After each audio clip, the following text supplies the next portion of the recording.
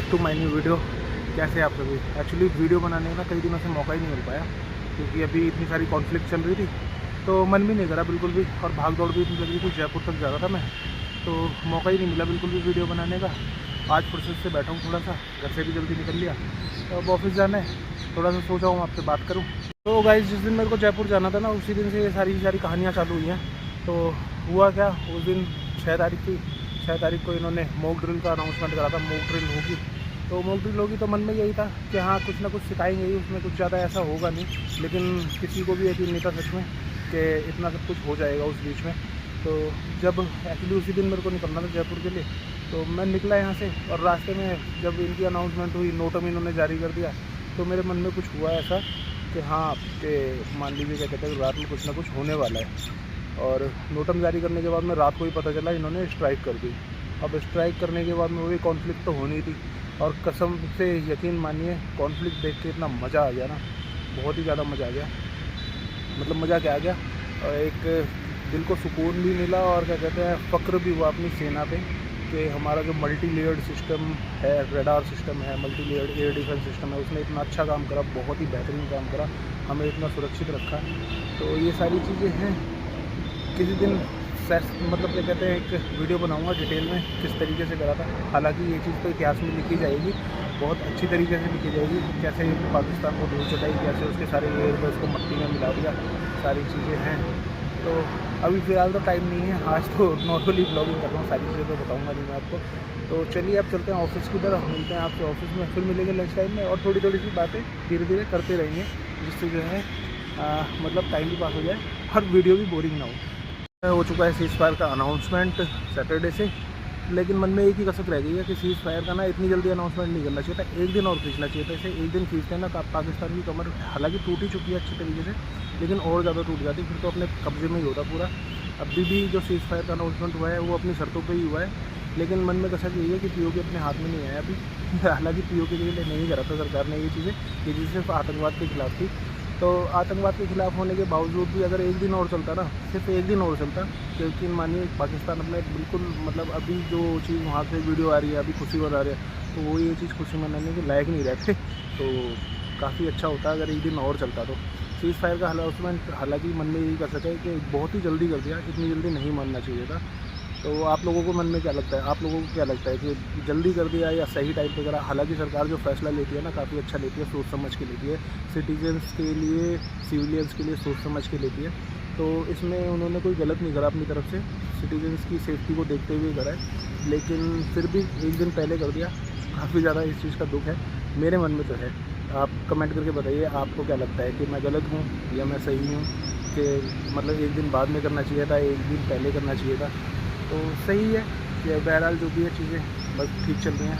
India के अंदर कोई ऐसी मतलब क्या कहते हैं नुकसान नहीं है, जैसे कि वहाँ पे दिखा रहे थे कि इंडिया में हमने इतना नुकसान कर दिया, इतना हमने मतलब उनके हवाई जहाज़ गिरा दिए। तो ऐसा कुछ भी यहाँ पे तो खबर नहीं है बिल्कुल भी। पाकिस्तान भाइयों से बोलना चाहता हूँ मैं कि भाई इंडिया के अंदर ना बिल्कुल भी कोई भी नुकसान नहीं हुआ, जो भी नुकसान हुआ तुम्हारा ही हुआ, तुम्हारी फटी है अच्छी तरीके से, तुम ही आए थे। और जो ये बोलते हैं ना कि इंडिया घुटनों पे आ गया, तो इंडिया घुटनों में नहीं आया, तुम्हें घुटनों पे ला दिया। तुम्हारी सरकार तुम्हें बेवकूफ़ बना रही है, पागल बना रही है तुम्हें, तुम इस चीज़ को समझो, तुम्हारी मीडिया तुम्हें बहुत ज़्यादा पागल बना रही है। तो चला है ऑफिस की तरफ पहुँचने का, और चलिए अब लौटते हैं अपने काम की तरफ, बैक टू वर्क, और अपने रोज़मर्रा की ज़िंदगी जो है चालू करते हैं। मुझे बहुत ज़्यादा ले लिए, बहुत ही ज़्यादा मतलब क्या कहते हैं एंटरटेनमेंट हो चुका है अपना। तो चलते हैं ऑफिस की तरफ, करते हैं कुछ काम वगैरह स्टार्ट। हो चुका है लंच टाइम, और हम करने आ चुके हैं लंच अपना हालांकि हो चुका है, बस थोड़ा सा घूम फिर के टाइम पास कर रहा हूँ। और बाकी आज लंच में ऐसा कुछ खाने का मन तो था नहीं, हल्के फुल्के कढ़ी चावल खाए हैं। तो चलिए अभी लंच करके थोड़ा सा टहल के फिर निकलते हैं। पीछे आप मेरे देख सकते हैं गोल्फ कोर्स है साकेत का, घूमने फिरने की जगह काफ़ी अच्छी है, यहाँ पे मज़ा आता है थोड़ा सा। वैसे लंच टाइम में थोड़ा सा टहलने के लिए निकल लेता हूँ, अच्छा लगता है। छुट्टी का अब निकलते हैं घर की तरफ, लेकिन उससे पहले मेरे को अपनी शेरनियों के ले लेना है कुछ सामान। आज उनकी डिमांड थी, तो उन्हें खाना ढोकला और कुछ और सामान लेना है। तो चलिए चलते हैं लेके घर की तरफ को, और मिलते हैं आपसे फिर घर पे, दिखाते हैं आपको रात का खाना। बेहतरीन हो गया। जैसा कि सुबह में बहुत ज़्यादा गर्मी पड़ रही थी, लेकिन अब ना मौसम एकदम बढ़िया वाला हो गया, ठंडा ठंडा। हालांकि बारिश भी हुई है, लेकिन मौसम जो है ना बहुत ही बेहतरीन हो गया, दिल खुश हो गया, दिल खुश होने वाला, झूमने वाला मौसम हो गया। आज का जो मेरा ब्लॉग था ना सिर्फ एक ही चीज़ पे डिपेंडेंट था, मतलब क्या कहते हैं एक ही चीज़ पे फोकस था और हम कितने सेफ हाथों में हैं, बस खाली यही था मेरा जो था आज का ब्लॉग का।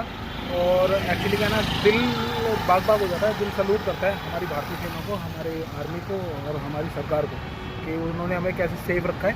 दूसरी चीज़ मैं ये बोलना चाहता हूँ, अभी एक न्यूज़ और देख रहा था मैं, क्योंकि रशिया ने ना एक्चुअली क्या करा, हमें S-500 का जॉइंट प्रोडक्शन के लिए ऑफ़र दिया है। तो मैं मोदी जी से ये बोलना चाहता हूँ, मोदी जी सबसे मेन चाहे तो आप क्या कहते हैं GST जो है ना 18% से बढ़ा के 25% कर दीजिए, लेकिन S-500 ज़रूर लेके आइए और उसके साथ में रशिया के साथ में उसकी जॉइंट जो है मैन्युफैक्चरिंग वो ज़रूर करिए। उससे हमारा देश और ज़्यादा सुरक्षित होगा और ज़्यादा बेहतरीन होगा, इससे हमारी तरफ कोई भी आँख उठा के नहीं देख सकता। एक टाइम था जब पाकिस्तान और इंडिया का मुकाबला होता था, आज के टाइम पे पाकिस्तान और इंडिया का कोई मुकाबला नहीं है। पाकिस्तान कहीं ना कहीं धरा रह गया है और इंडिया कहाँ से कहाँ आगे निकल चुका है। हमारे यहाँ की फेवरेट स्वीट है, अभी यहाँ से लेते हैं थोड़ा सा सामान और फिर चलते हैं घर की तरफ। तो फाइनली गाइस पहुँच चुका हूँ घर पे और मैं लेके आऊँ अपनी शेरनियों के लिए यहाँ पे सामान और थोड़ा सा ये रहा ढोकला। 4-5 दिन से मेरी जो है मैडम वो मांग रही थी ढोकला, तो ढोकला लेके आया हूँ। और आज हम हो रहे हैं वाइट वाइट और ये दोनों छोटी वाली हो रही हैं येलो येलो येलो येलो। तो हमारे घर में आज थीम बनी हुई है white white and yellow yellow की। और ये टी शर्ट भी पापा ने दी है जो कि मेरे को इतनी अच्छे से आ रही है।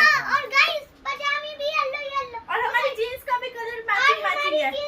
अरे वाह फोटो कॉम्बिनेशन कुछ ज्यादा कॉम्बिनेशन है। येलो ब्लैक और वाइट ब्लू। तो चलिए गाइस अभी मिलते हैं आपसे खाने पे।